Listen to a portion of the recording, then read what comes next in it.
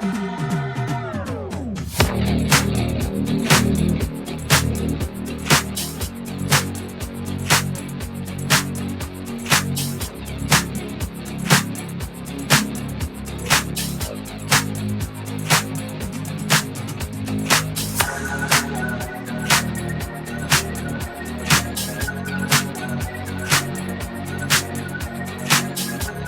back to the channel. Today we've got the 2024 i5 eDrive40. It is of course in Brooklyn Gray. It's one of our first store inventory cars. And in terms of the pre-order process, I think we had around 20 or so pre-orders.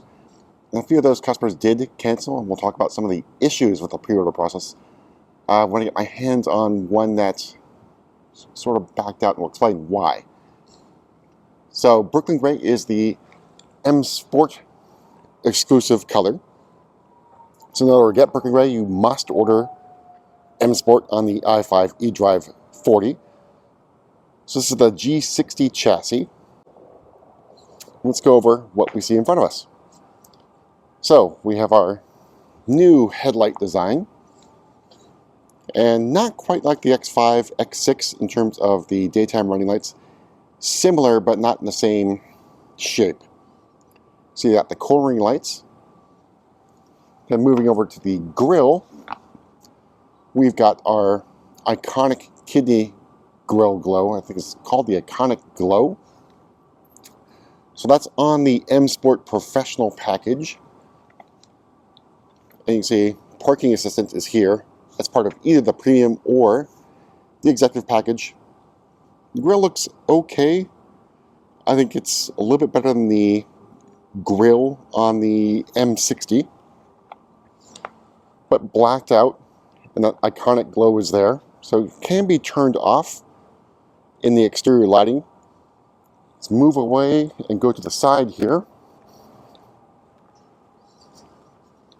Alright, so moving to the side, we have the style 939M wheels and the red M Sport calipers, part of the M Sport Professional package. The wheel design I think looks pretty good, but it's also really on the busy side. It's bicolor, it looks like orbit gray and some silver effect thrown in. And here's that side profile of the G60. So again, basically mimics its big brother, the G77 series. And I think a little bit of hints of the E60. We'll talk a little bit more about that when we go to the other side with a little bit more lighting. So out back, got our i5 and eDrive40 badges in chrome, and a high gloss black gurney flap spoiler. Taillights are really slim, and a little hint of the L shape that many BMW models have had before, but not quite as pronounced.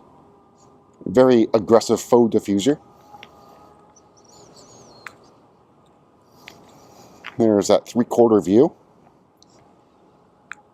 But in terms of the E60, you can see that character line that goes from basically the top of the tail light all the way almost to the headlight.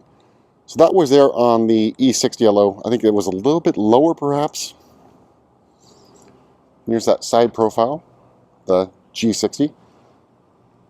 And underneath the skin, it's basically an i4 eDrive40, so it's an 83.9 kilowatt hour battery. In terms of horsepower and torque, it's up to 335 horsepower. I think it's 317 torques. And that's with either in sport mode to get the higher horsepower, or with the boost mode. That 10-second boost function will get you that torque increase. Otherwise, you're looking at, I think it's 305 horsepower and 295 torques. More than enough for most use cases.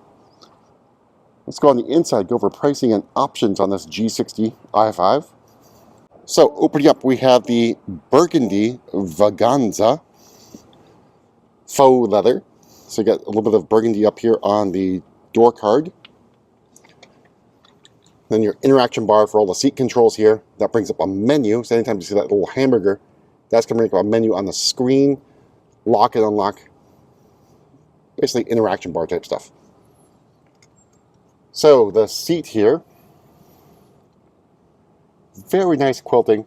And I think one of the sort of drawbacks of the i5, the eDrive40, these head restraints are manual operation, whereas on the M60 they are powered. Not so the case here with the eDrive40, but very nice quilting effect.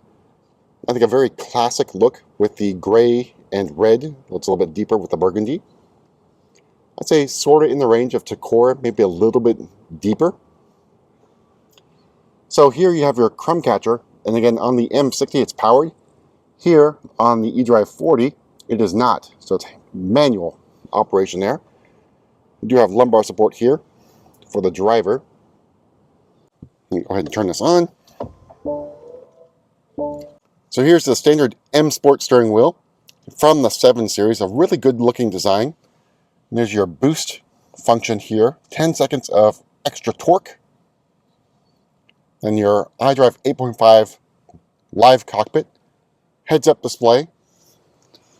The rest of your screen here, your staging area, quick select features, but again, can't be customized. Access down here for your other functions. An icon there, press that, that'll pop up for heated seats and heated steering wheel. This on the driver's side, of course. Trim is the aluminum rhombus with silver effect trim, so I think a very sporty looking trim. Center console area, so you got your wireless charging pad here. Again, this side appears not to work as a wireless charger. This one does. Then you've got your perhaps inadequate sized cup holders, as is the case with most BMW cup holders. You have USB-C charging ports up here. Your center console area, drive selector nub, iDrive controller, which takes some time to get used to. It's not the same sort of effect. It's a little bit different on the feel. Volume roller knob there, just like on the 7 series as well as the iX. Alright, so hopefully you guys can see that. So starting price, let's see if we can get in the shade a little bit there. Alright, so starting price of the i5 eDrive40 is $66,800. The metallic paint adds another $650. Baganta is included. $2,000 for the Driving Assistance Pro, which includes Highway Assistant. Then $3,000 for the M Sport package, and then the wheels are another $800. $1,050 for the M Sport Professional package, which does include the iconic glow kidney grills. Premium package for $2,350. And then all told, MSRP of this particular example, $77,645. There are a lot more options you could add to the car. So by default, Harman Kardon sound system, which is pretty decent.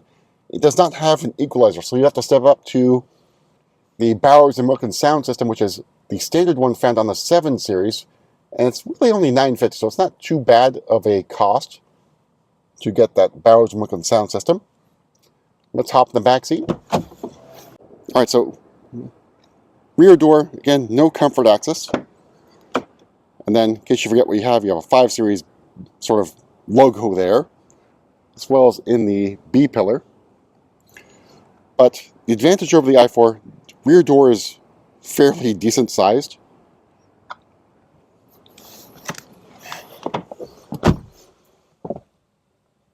Alright, so here's the view from the back seat. Moonroof shade is currently closed. Again, a Sky Lounge is optional. This is standard on the executive package, or this included with the exec package. But in the back seat, you see just vents. There is no climate control zone back here, not even a single zone. I would like to see a 4-zone climate control on this car, because even the i4 does have, so I don't believe it does have the zone for the rear climate. But you do have USB-C charging ports down here. You also do have a USB-C charging port in the back of each seat. But knee room and legroom is really, really good. Of course, headroom, not an issue in the back of the 5 Series. So I think this is the Goldilocks in terms of rear passenger space for the current electric sedans from BMW. Move the cargo area so we can use our kick to open. And cargo area, not too bad. You, of course, can fold down those rear seats with the little latches right there. And with the i5, you do get a little bit of extra storage space beneath here. With the gas-hard 5 Series, you've got a spare tire down here.